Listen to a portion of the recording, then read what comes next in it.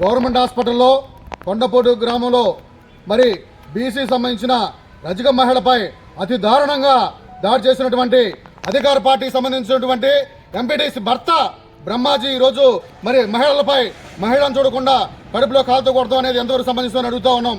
మరి ఈ రాష్ట్రంలో ఎక్కడ పోతా ఉన్నాం? ప్రజలు మరి బీసీల ప్రభుత్వం చెప్పుకుంటున్న ప్రభుత్వం మరి బీసీల మీద దాడి జరిగితే ఇంతవరకు ఎఫ్ఐఆర్ ఎందుకు కట్టలేదని అడుగుతా ఉన్నాం. 24 గంటలు 48 గంటలు గడిచినా కూడా ఇంతవరకు మీరు ఎఫ్ఐఆర్ ఎందుకు కట్టలేదు? ఎందుకు వెనకేసుకొస్తున్నారని అడుగుతా ఉన్నాం. మీరేమో పక్కన రాష్ట్రంలో అనేక మరి బీసీలపై ఎస్సీ ఎస్టీలపై మరి అనేక దాడులు జరుగుతూ ఉన్నాయి. గత 2 రోజుల క్రితమే మరి తెనాలి నియోజకవర్గంలో రజకులపై దాడికి చెట్టు కట్టేసి మరి ఖండ స్తంభాన్ని కట్టేసిన చర్య ముందే మరి కొండపాటులో మరి ఇంకొక చూడవలసి వచ్చింది.